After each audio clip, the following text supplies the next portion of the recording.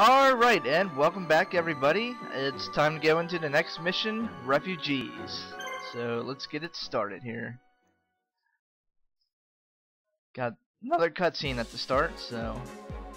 Oh great, it's this guy, the rare hunter from the anime show. Ha ha ha ha! You guys gave me a pretty good run, little girl. I'll give you that. There's nowhere left to run. Oh god, I can't even. Let me try that again. Let's see, what's the right voice? There's nowhere left to run. That's better. Gosh. Don't give up, Taya. It's not over yet. Yugi! We came to help. Lord Yugi, Scott's units are almost here. If they get here, we've had it. Once we rescue Miss Taya, we need to break through the enemy line. And then move our entire force into the Crawl Valley. God, it's a terrible name for a city. So, yeah, this is kind of a sucky level because you start off with Taya surrounded here.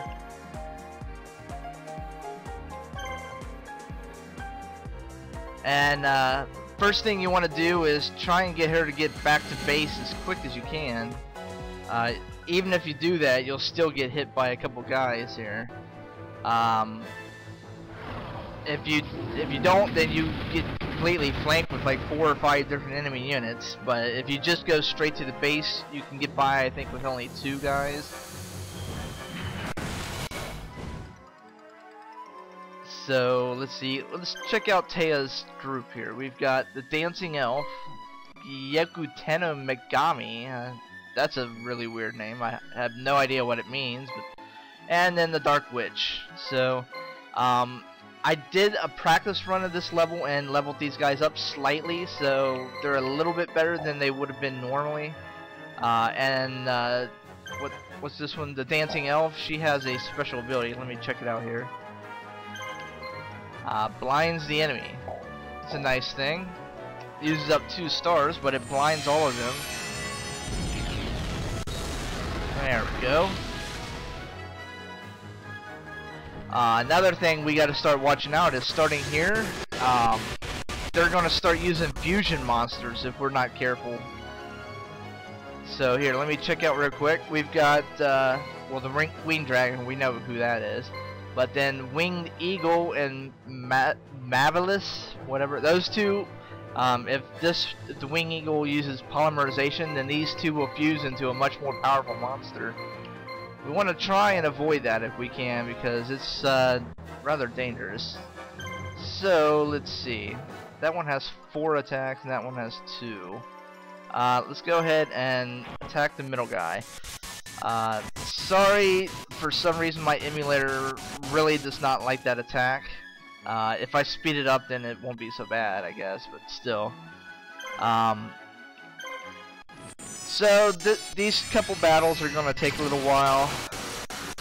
I'm afraid to really go into too much detail on stuff to do if I'm going to speed these up. But then again, this might be a somewhat short episode because there's only like 3 towns in it. So I might be able to get by with just going these at normal speed, especially once we get Taya back to base. God, I hate that slowdown. I'm sorry. This is the best emulator I could find. It generally works good on most games. There's a few games where it just doesn't seem to want to cooperate real well. Like I was trying to test out one of the Zelda games. What was it? The 4 Swords Adventure? Nah. Thing did not want to play at all. And I actually forgot about that guy having that thing. Blue Medicine, which is another thing we gotta watch out for. Many more enemy guys will start being able to heal their stuff. So anyway, I guess I can talk a little bit about what's going on with me and stuff. Let's attack this one. Sorry it's been a little while since I've recorded something. I've actually been trying to record this a couple times, and there's just been problems that's creeped up on me. Attack him, please. Like one time I got around 30 minutes into the recording or so, and it froze up on me. So I had to basically do the whole thing over, so that sucks. And there's just been a lot of real life crap. I'm still dealing with the bed bug stuff, and that's just been an absolute nightmare. I did get a nice bed. I spent about $500 on credit to buy a new bed. I'm afraid of that guy using fusion, so I kind of want him to use up his attacks before I like barrage my attacks on him. Otherwise he'll use his polymerization. In fact, he might use it anyway, actually, now that I think about it. Let's go ahead and try and force him to use it now, since that's probably what he's gonna do. Alright, come on, I can kill him. Just hit him. If I kill him, then I don't have to worry about that Crimson Sunbird fusion. Alright, good. That's one problem now. Now we just got 2 guys left. So, let's see, other stuff going on with me. Yeah, let's see, I got the bed. Just other, like, lots of financial crap going on, and, things with, I'm still, going to appointments and stuff at the hospital for my upcoming surgery and all that. But, yeah, I won't get too much into detail and anything like that, unless you guys really want me to. Let's see. Pretty soon, and by pretty soon I mean like a month or 2 maybe, I should be shopping for a capture card of some kind to be able to start playing console games, so that'll be nice. So yeah, I got part of a payment from YouTube finally.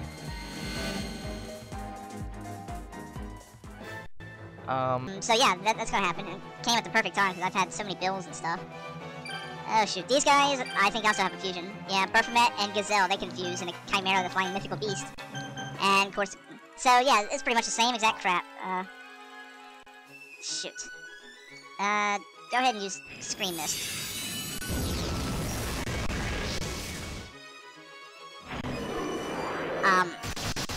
When I get a chance, maybe in a week or 2, I do want to do another stream. I want to record more Alan Wake stuff, and, hold on. Lost my train of thought while I was doing it. Yeah, I wanted to record more Alan Wake, and I, also, somebody off of Steam, I'm sorry. Someone from Steam was nice enough to give me, DuckTales, Logo 4, if you're watching, hey, thanks, man. So I wanted to do, like, a stream of that. I did a partial stream of one of the levels just when I was playing around. But, I wanted to show that off for you guys if anyone's interested sometime. I've also done some more work with, Mega Man Battle Network 2 post-game stuff. I'm not sure if I'm gonna go for, like, 100% completion, but I am gonna try and at least fight some of the extra bosses. Oh, crap. And that's what I was afraid of. Well, there's your fusion. Let's check him out. Chimera, the Flying Mythical Beast. Yeah, he's not fun to deal with. Let's see. We can just focus on the queen over there. We can, because anytime we attack the fusion guy, he's just gonna heal up at the end.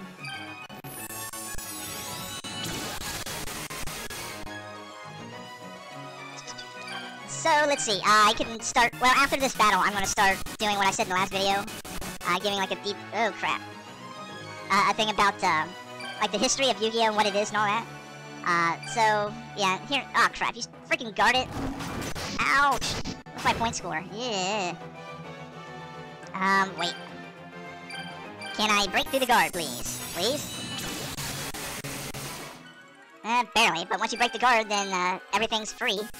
As in, you know, it can only guard one attack. There you go, we can at least kill that stupid thing. Gotta slow down. I'm feeling like I'm gonna have to speed this part up. So, yeah, Battle Network 2, like I was saying, see, I get sidetracked easily, if you haven't noticed. Gosh, yeah, Battle Network 2, I'm doing that.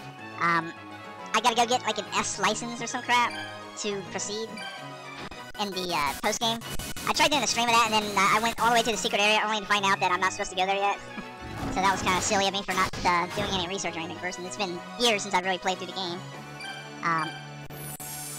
As for other stuff, I know not too many people seem real interested in Alan Wake, and that's okay. I can understand if it's just not your kind of thing.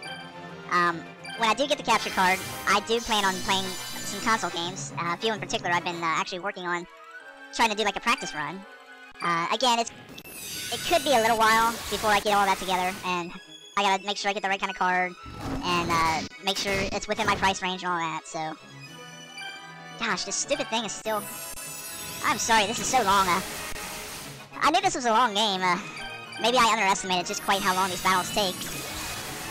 But that's alright. This game really reminded me a lot of Ogre Battle 64 for the N64, which was easily within my top 5 N64 games. Probably closer to top 3. See, I hate that. It just flips over and you still gotta fight him again. Alright, this has gotta be sped up, please. I wish there was like a turbo feature or something I could just push to get this over with a little faster for myself, but at least you guys won't have to watch this normal speed.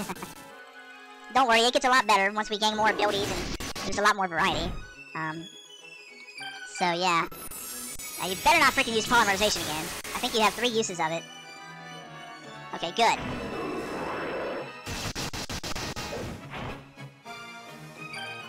Attack. Was it Gazelle? No, wait, that's Perfumet. Gazelle's the guy on the ground. Okay, can we finish off Perfumet, please? Thank you! Alright, with that, we no longer have to worry about the fusion.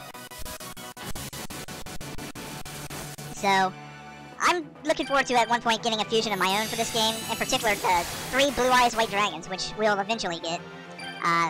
It's one of the best fusions, in this game anyway. Of course, in the actual card game, there's way better stuff than even the Blue Eyes Ultimate Dragon out there. For a long time, they would use that in like a one-turn kill deck, OTK is what they called it. Where your goal was to summon him as fast as you could and then power him up enough to be able to defeat your opponent all in one turn. There's many variations on that, and it's a common theme in many different card games. Okay,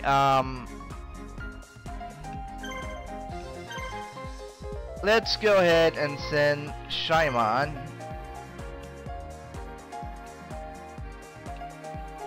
There.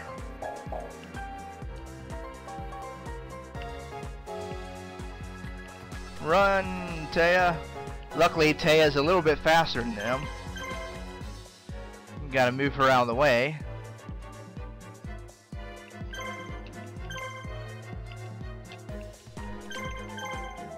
There we go. Now we got a much more powerful guy that can take care of these guys easily. Alright. So let's see, I guess we can go ahead and start talking about the Yu-Gi-Oh thing in general for those who really don't know much about it. Yu-Gi-Oh, I want to say it originally began as a manga. I think it started that way and then it came into a anime series. It usually is that way, not 100% of the time, more often than not. I'll admit I didn't really read much of the manga. I read a little bit here and there just to kind of see if it's any different from the anime series. They started off, when they originally made the anime, they started off with what they call now Yu-Gi-Oh! Season 0, which was a lot darker, only aired in Japan. It had a lot of different changes, like Kaiba had green hair instead of brownish, and Yugi and the Pharaoh in particular was like almost evil, because they would actually like kill people or torture them and stuff, and like it got really dark because like in this one episode, this guy comes into a diner that Taya happens to be working as a waitress, and he decides to rob the place or something, right? And everyone's like, Yugi and everyone's freaking out because he's, you know, got Taya at gunpoint and is trying to rob the place or whatever. And then the Pharaoh comes out of the Millennium Puzzle, which I'll get into all that later. I'm just giving like a brief thing. Anyway, the Pharaoh comes out, and the Pharaoh's like totally unafraid of this guy with a gun, and you know, sits there and offers the guy like a drink of wine or something, and offers to play a game to the death with the guy. The guy's like, you know, he thinks it's kind of amusing that this little kid would actually offer to play a game with him while he's trying to rob the place and has people hostages and stuff. So he's like, sure, what the heck? What's the game? And Yugi's like, okay, the game is, I want each of us to pick one finger from our hand, and using only that finger, we have to try and kill the other person. The guy's like, well, that's easy enough. I'm gonna choose my trigger finger and just pull the trigger on the gun. So what are you gonna choose? And he's like, I think he chooses his index finger. So he's like, well, this is easy enough. Goodbye, little kid. And he points the gun at Yugi. And Yugi's like, wait, before you kill me, why don't I pour you another drink? Or something like that. And the guy's like, sure, what the heck? And so Yugi takes the bottle like of alcohol out and is pouring the drink, and then he does something like he grabs a lighter, and using his index finger he flips the lighter on and then just drops it right on top of the guy's hand, which is like pouring the drink bottle. So if the guy moves his hand even slightly, then the lighter will go into the wine glass or champagne or whatever and set him on fire. So the guy's like freaking out because Yugi outsmarted him, and then he decides to break the rules and move his hand anyway instead of just his one finger. And then Yugi like gets all pissed off or something, says he broke the rules, and then I don't know, he does some kind of magic thing with his power. Sorry. Yeah, some kind of weird magic thing, and then he like sends the guy to hell or some crap. It's incredibly dark, to the point where I guess they were afraid, you know, they couldn't market it to American audiences or something. And so sadly, we never really got an English version of that.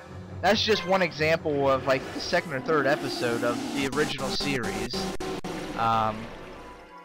Just to kind of give an example of how dark the show was in comparison to what you might see today if you flip on and watch a rerun.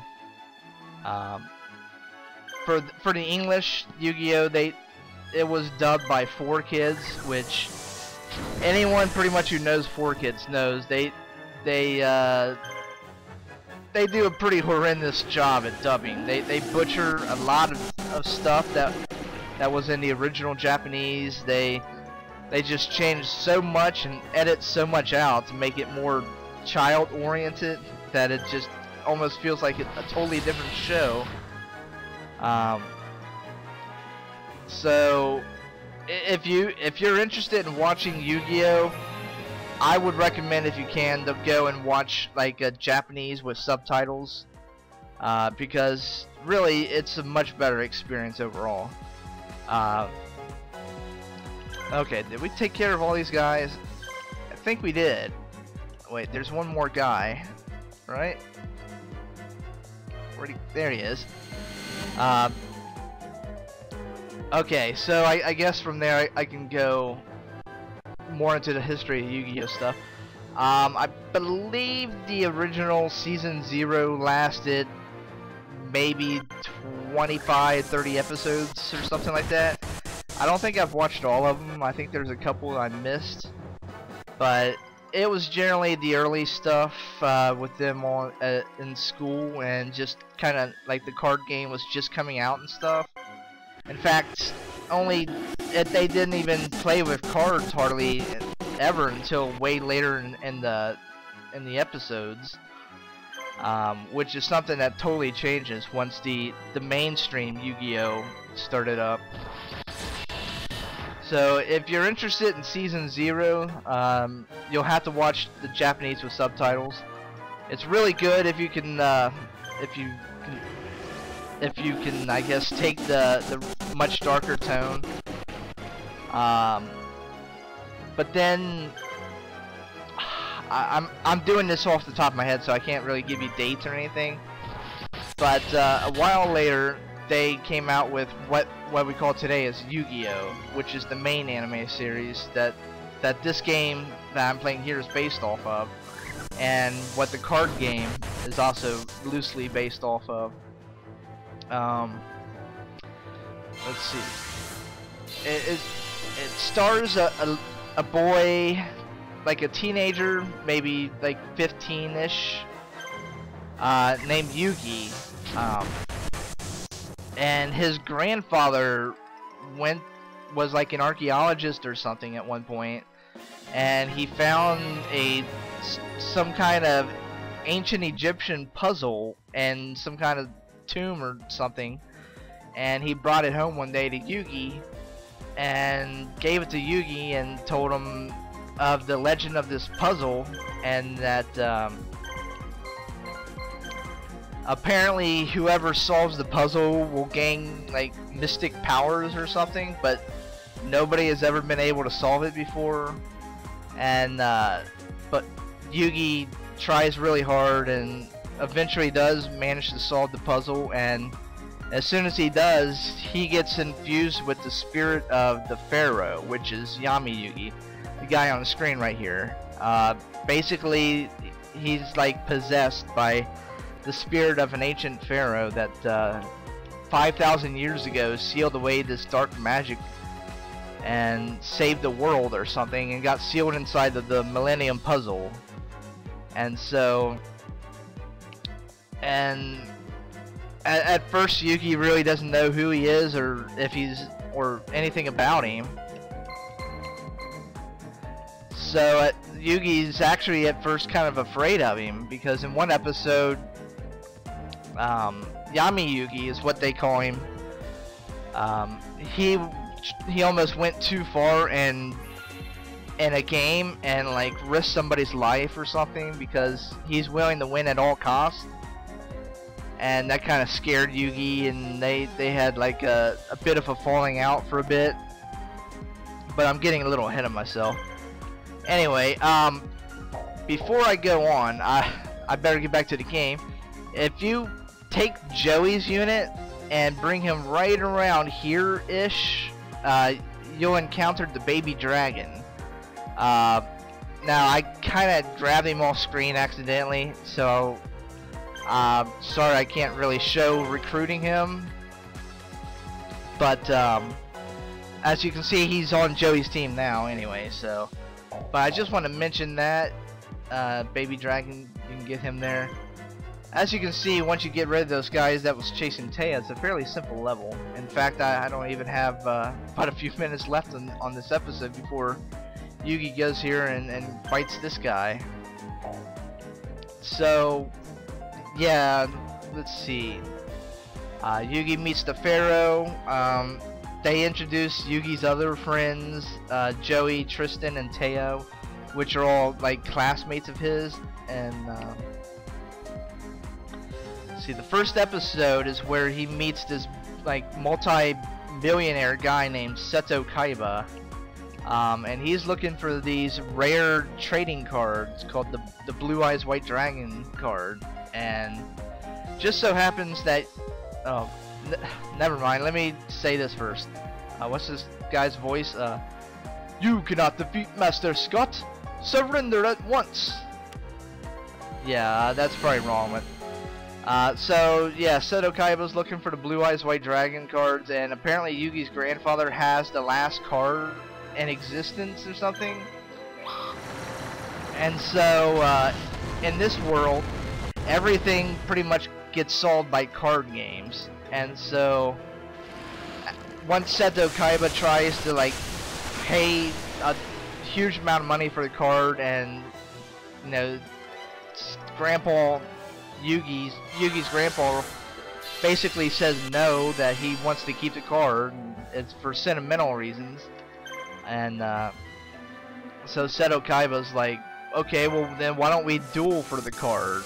And so they play a card game, and Kaiba wins and takes the card just as Yugi shows up to find out what's going on, and sees Yugi's grandpa hunched over, apparently half dead or something, because I guess playing a card game really took it out of old man Yugi's grandpa, which is his name in the English dub was Solomon Moto, but then I think his original name was Sugoroku Moto or something like that. So shoot, where am I coming from here? I'm almost done with the episode. Anyway, Yugi decides to duel Kaiba for the honor of his grandfather, and Kaiba turns out to be like the regional champion at the card game, like the best of the best or something. And then Yugi just comes out of nowhere using the Pharaoh's help to actually defeat Kaiba using like a extremely rare combination called Exodia, and it just freaks him out. And then that's pretty much the first episode. We'll go on from there. Forgive me, Master Scott. And we win.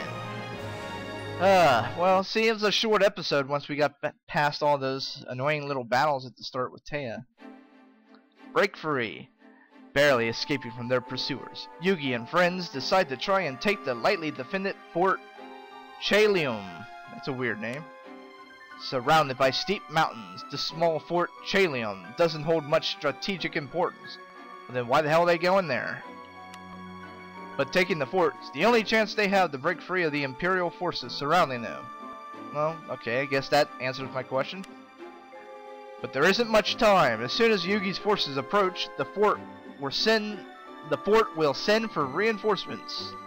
I can't talk today at all, jeez. Yugi needs to take the fort before reinforcements arrive. Well, that's the premise of the next episode. So, now we've got Taya, and seems we're only missing one person, so I wonder who that could be. We'll go over all this stuff later. Really don't see much use for Mako, so I probably won't use him much. His monsters kind of suck anyway. So, that's it for now. We'll go more into detail on the Yu-Gi-Oh stuff next time. I'll try to I won't give like an episode by episode summary like this time.